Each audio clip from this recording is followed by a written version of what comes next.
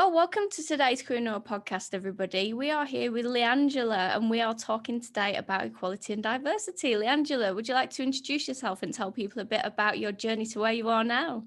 Yes, thank you, and good day. So again, I'm Leangela Ingram, and just a little bit about me. I've been in the field of organizational development, coaching, and training for, I like to say, more than 2 decades, because when you start talking 30 years or whatever, folks think that you're old, and I like to believe that I am relevant.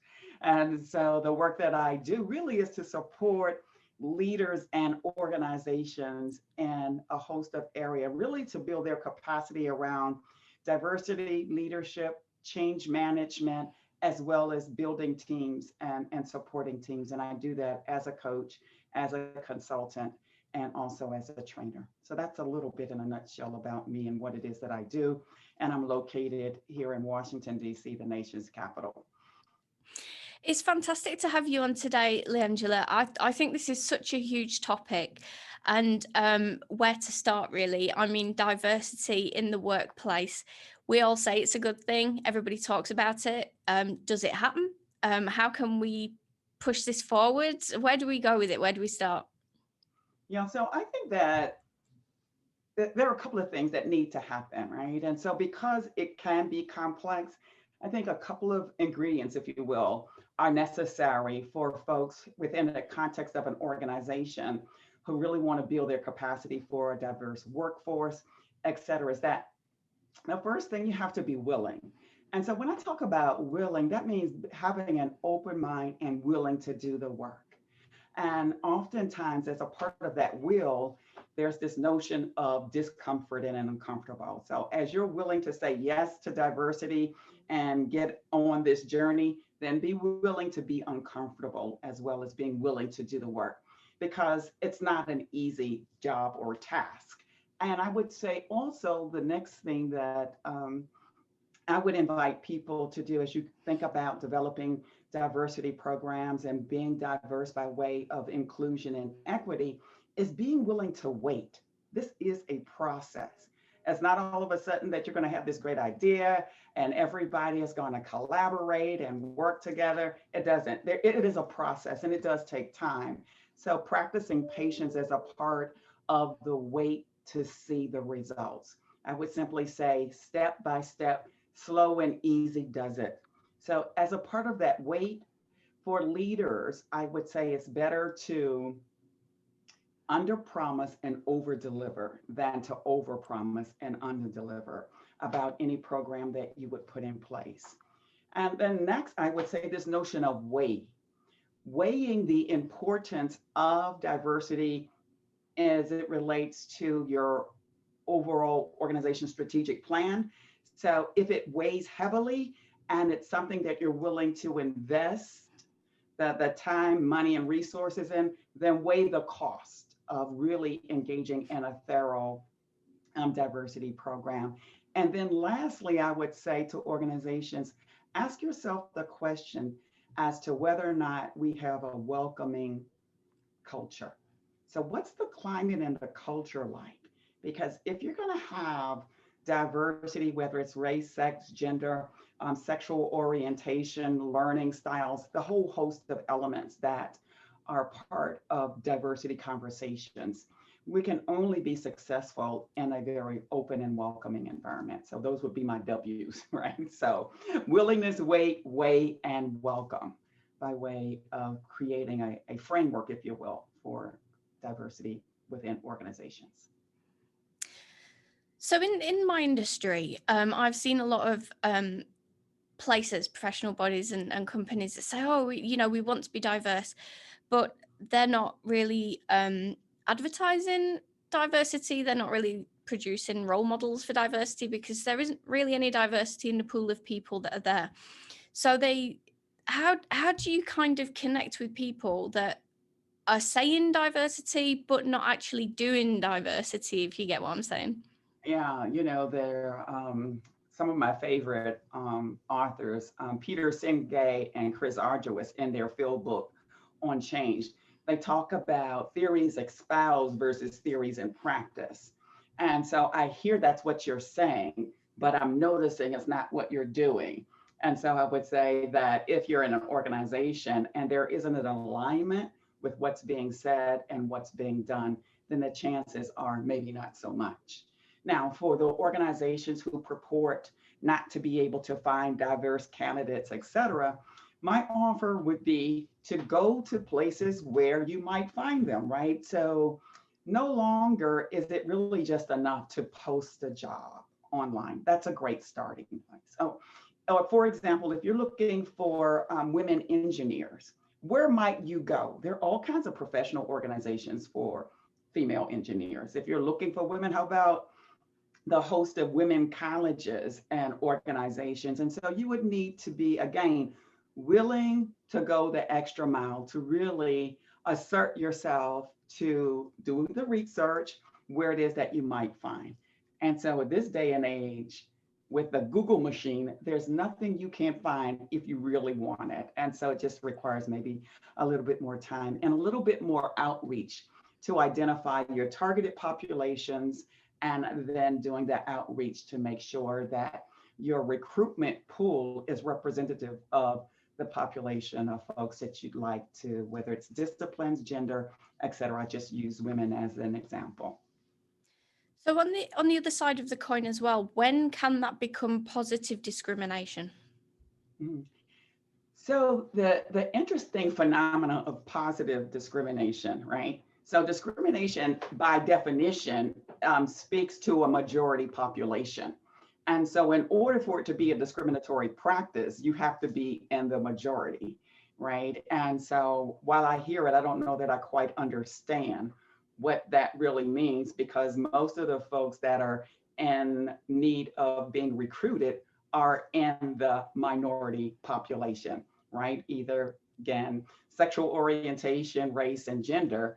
If you look at the data, they very seldom are in the majority. Now, having said that, if it's in maybe a woman-owned organization or a industry that may be female dominated, then that would, I would say, would be the exception to the rule. And then in all instances, what you ideally would want to do is to look at the demographics and then figure out, do we have any gaps?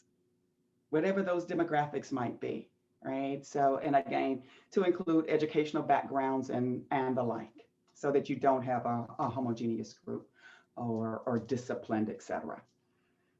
I think that's such a good way to put it. I heard a really good way of phrasing it the other day. Look around the room and see who's missing, who should Yeah. be there and who's missing, and what have you actually got, and then look at those gaps and fill them. And then all of a sudden it doesn't become about discrimination, positive or negative, or you know, bad words. It becomes about what gaps can we fill to make things better for us.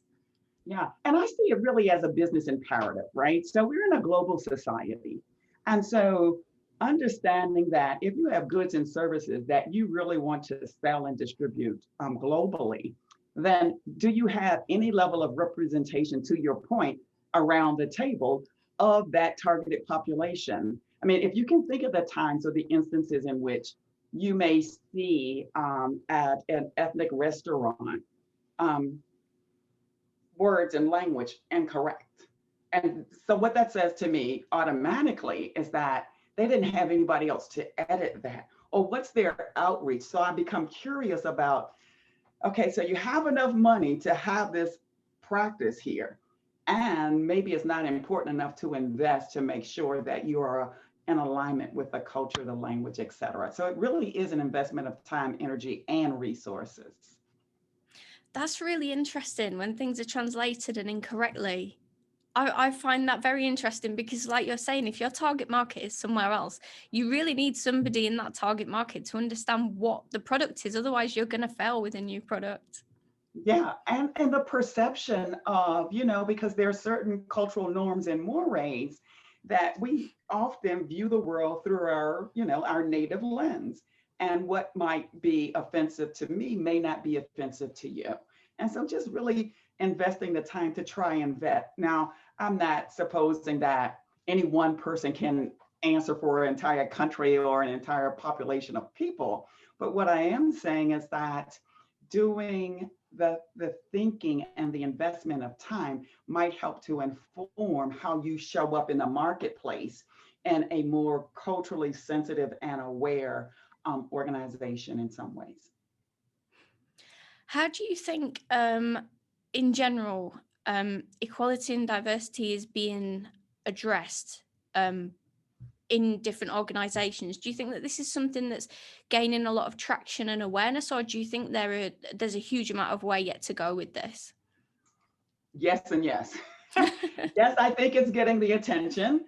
And yes, we still have a long way to go. Right. And so my experience here in the US in particular is around, I would say that the resurgence, if you will, after the Floyd incident, right? And so it then became on the radar, maybe of folks that heretofore had not really considered, because I believe that some held the view that, you know, if you had a person of color as a president and there are women that are doing great things, and certainly, you know, we don't have any issues around having a diverse workforce, et cetera, notwithstanding the data to the contrary. So if you look at, you know, the census data around women in leadership and those kinds of things, it would certainly bear out that we've not arrived there yet.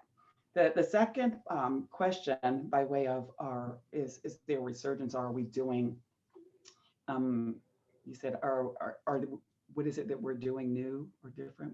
I think that was the question. Yeah. And so what I am seeing now is a big request for example, for my more diversity training, right? Because it is on the minds and hearts of folks, I believe presently. So yes. If you're kind of in, so these things can be very, very difficult to deal with when you're coming into a new diverse workforce, or the workforce is changing substantially. How can you kind of work within a team if you're working with people of a different culture that you don't understand, but you want to try and get along with? Because obviously there's a lot that you can learn from new people, but you're just not entirely sure what to do. Yeah, I think that owning your humanity, first of all, as I said earlier, is not going to be a comfortable process or journey, if you will. And what I typically, when I'm doing coaching with folks around this issue, is to say something like, listen, I may say things that are ignorant, and I want to know, can I ask you this question? Because I'm really trying to learn. I'm trying to understand. I don't know a whole lot about your culture, but I'm curious about it. And I want you to know it's not my intent to offend. And I think when we move into relationships and conversations from our place of humanity, most often, not always, but most often, people open up and are willing to share, right? From their cultural perspective, some of their norms, their values, their mores, they'll bring you food.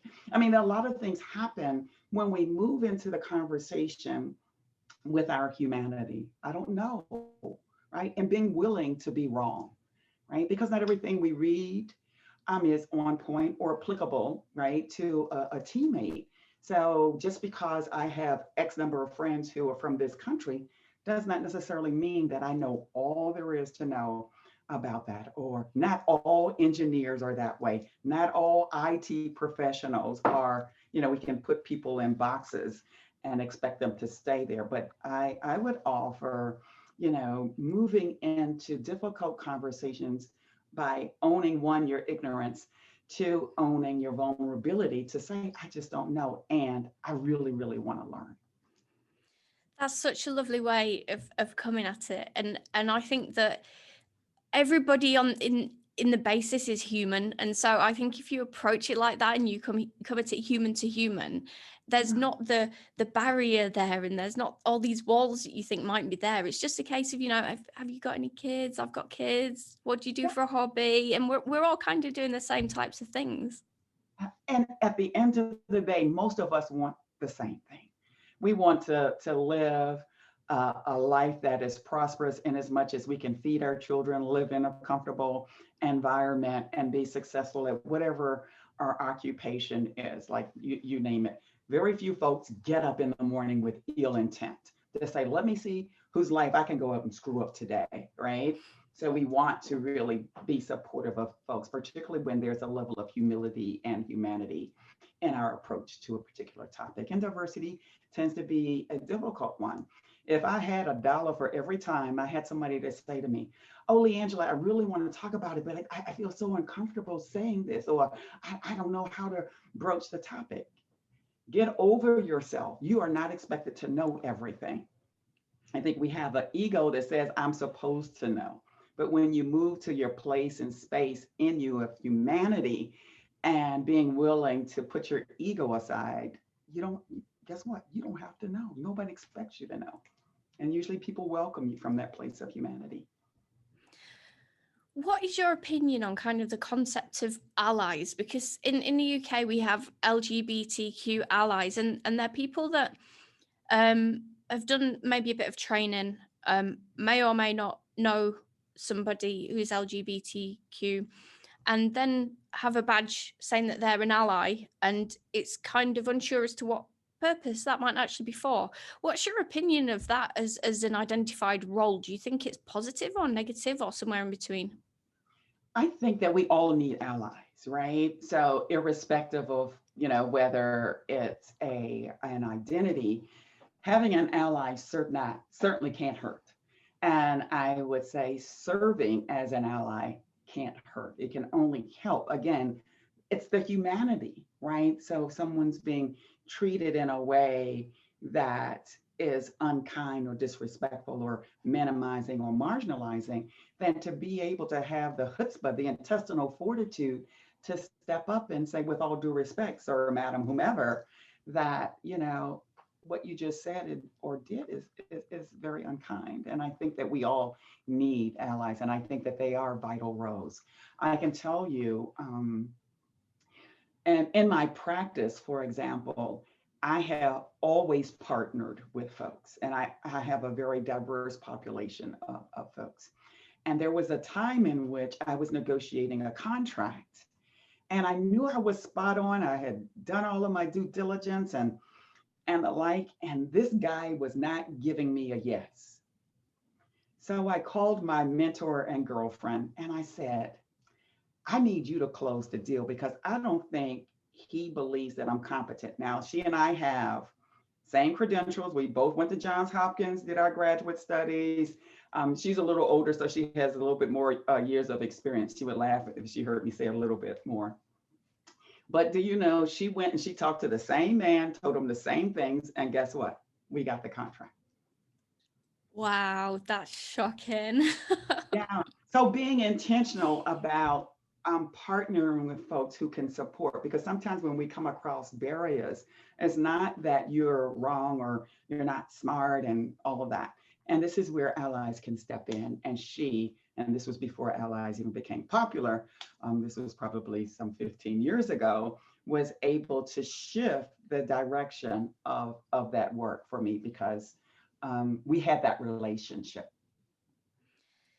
Did you feel in any way upset about this, or did you maybe kind of feel, well, if this is a situation and I need this translating and I need this to happen, then I know that I'm going to do this and I'm not going to feel bad about it. How did you feel about it? Well, initially I was ticked. As I said, I had prepared and I knew I was ready. But then intuitively, I was like, okay, I get it. Woman of color, not maybe just not his thing. Maybe he didn't think I know enough about. So I didn't know if it was age and color, because again, she was mature, but gender still the same. And so initially I was really annoyed. And I know that diversity is a business imperative, right? In order to be successful in business, you have to be able to diversify the folks and the product offer, et cetera.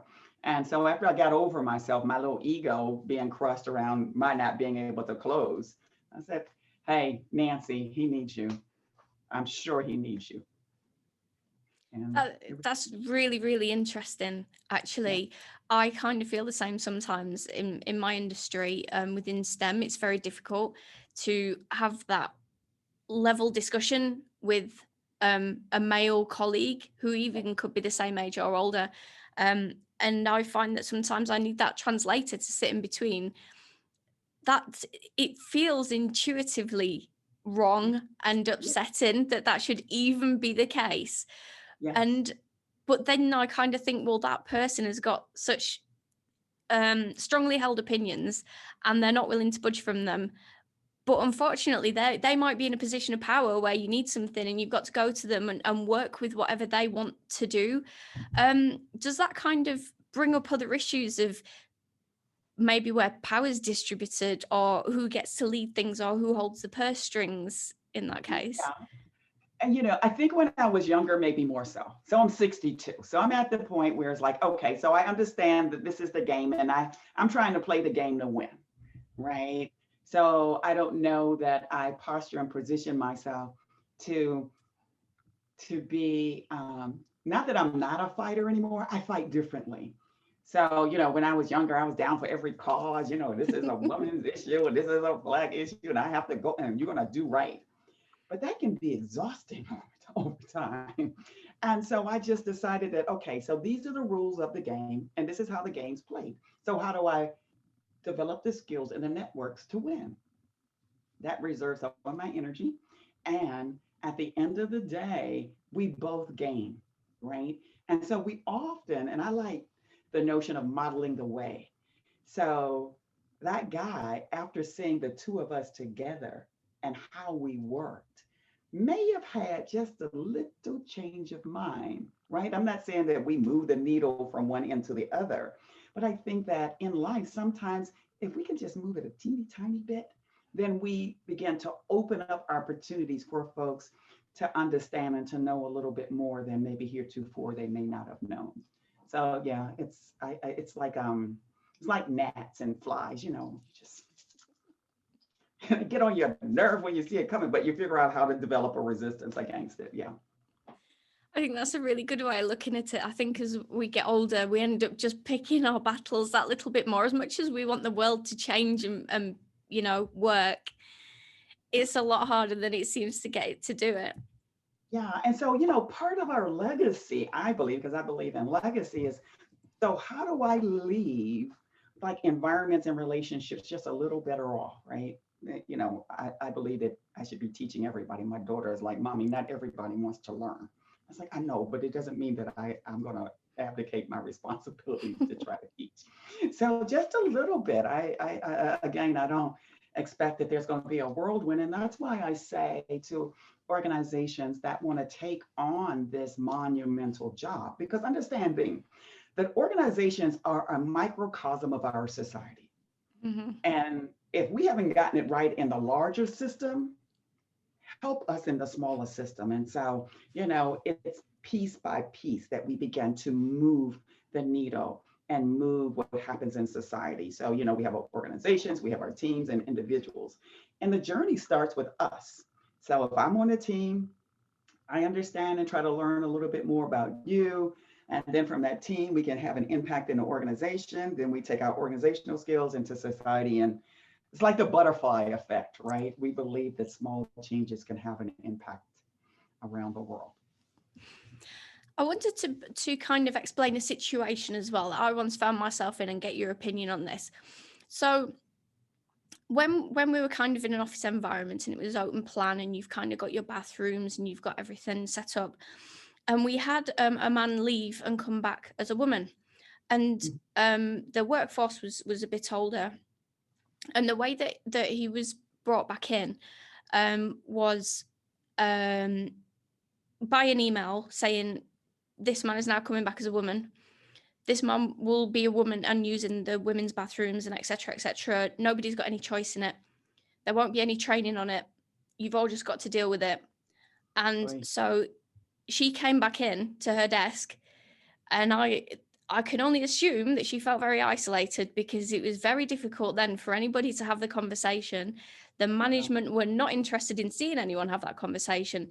And then she had to use the ladies' toilets. The ladies were using it. There was a whole discussion about who uses the disabled toilets, whether they should go there or not or whatever. That really got out of hand a little bit, because I think the management failed the person. How do you think that situation could have been handled better?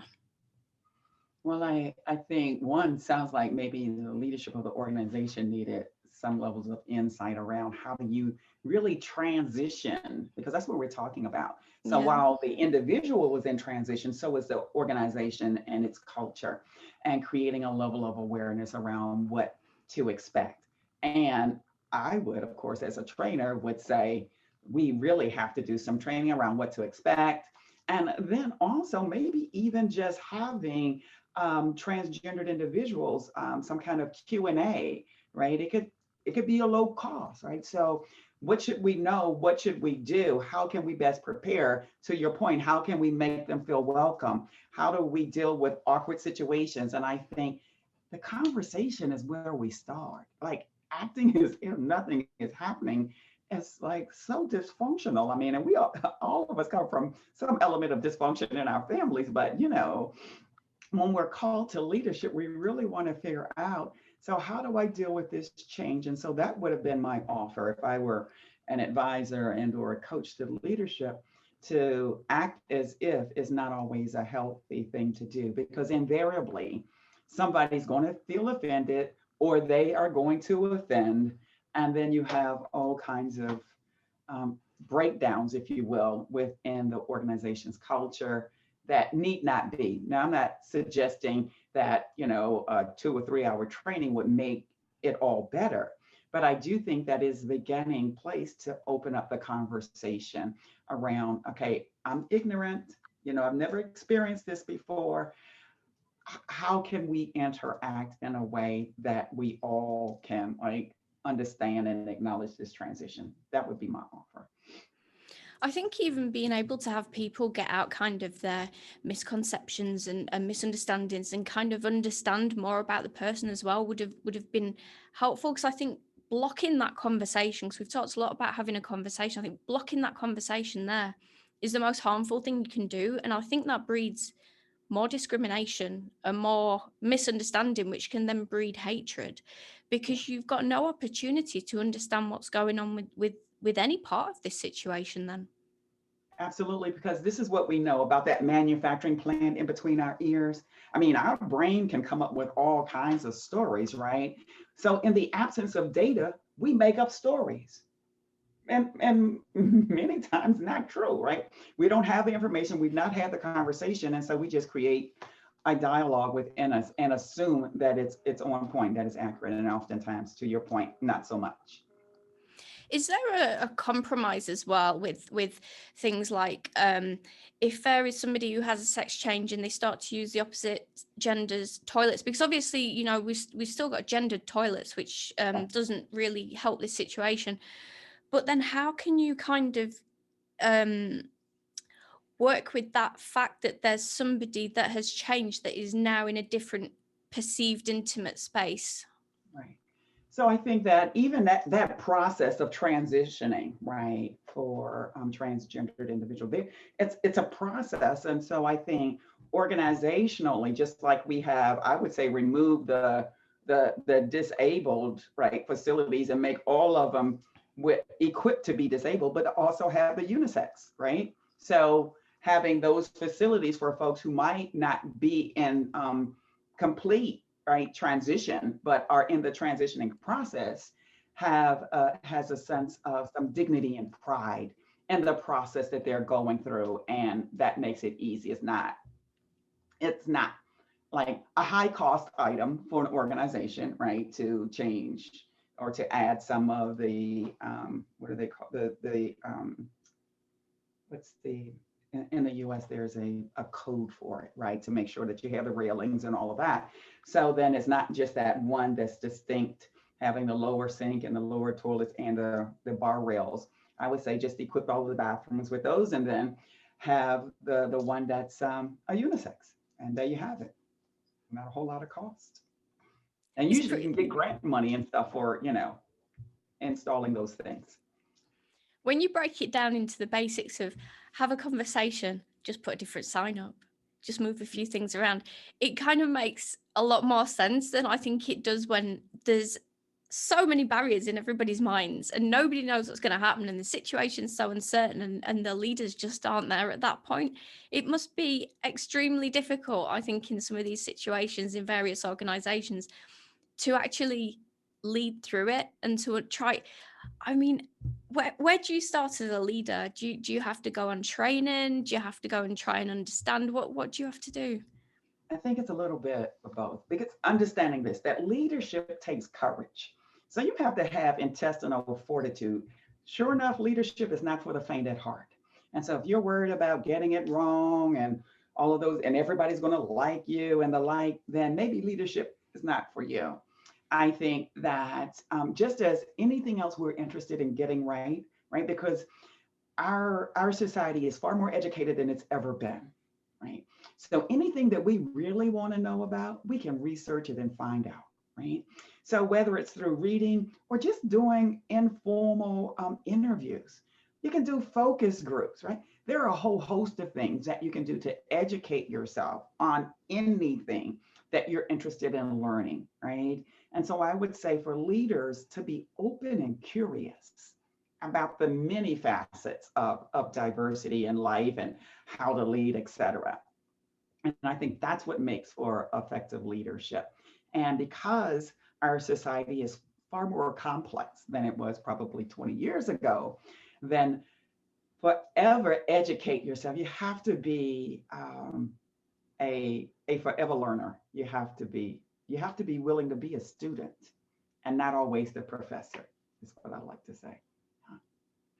So I think then if you kind of, if you're always learning about things and you're always looking at new things and you're trying to learn about new cultures and new ways in which people live, and you approach that conversation and you approach it with a degree of humanity and some humility, and you just kind of look at it as a growth opportunity and a challenge and an opportunity to learn something, then that's going to serve you a lot better than trying to do any other complicated magickery to try and get these things to work.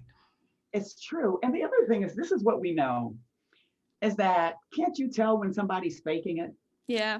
Yeah, right. And so don't try to fake it till you make it. Just simply with the humility say, I don't know, and I want to learn. And that can be very, very attractive to folks because most of us really want to help people. It's the human nature, right?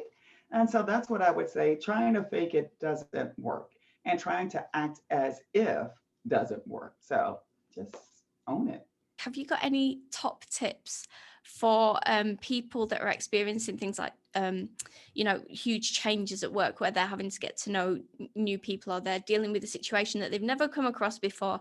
What would be your top tips for people in this situation? Top tips. I would probably say just be open to learn from others. That's it. I mean, sometimes we make it this really big, complex, and difficult phenomenon when in fact, while it's far more complex in its application, very simple, kind of a theoretical framework, if you will. But just being open and willing to engage in another in a conversation. So, for example, if you've been in an organization since forever, there are new people. How welcoming are you? Do you go and introduce yourself? Do you share a little bit about yourself? I'm here if you have any questions. Welcome, happy to, the little teeny tiny things that we learn in grade school, and mean it. If you don't mean it, then don't say it. So being your authentic self around really being welcoming to people, usually that's all folks really want. I mean, I can tell you the number of times that I've been in meetings or been in an organization, nobody comes in, they don't say hello, they don't say goodbye, they offer absolutely nothing. I train around the world, and what I have found in the US is there is something about Southern hospitality. Certain places that I go at lunch break, they're like, "Ma'am, do you know where to go for lunch? Ma'am, do you want to go with us?" And other places, when it's break time, sure, everybody's gone. They don't ask any questions. They just assume or whatever, right? And so I think the basic kinds of pieces of humanity really go a very, very long way, and learning to appreciate differences and getting to know people just at the human level. Southern hospitality, since you mention it, I was over in the southern states of America last year. Oh, it was the most welcoming place, the best food, the most amazing culture, and I can highly recommend it to anyone. Yeah, that's what I found. It's Some places, fantastic. there are some places not so much, but just a pitch for the Southern hospitable people. Well, thank you so much for coming on today, Leangela. We're completely running out of time. We're going to put everything below, all the links, so that you can click through and find Leangela. But do you want to give us just a quick rundown of where we can find you on the internet? Yeah, so the best place to find me actually is on LinkedIn under Leangela Ingram. And then you can also find me and email me at leangela@consultingram.com. My website is consultingram.com. So thank you. It's been a pleasure chatting and really dealing with this very complex but simple topic of diversity. Thank you so much for the invitation to support you.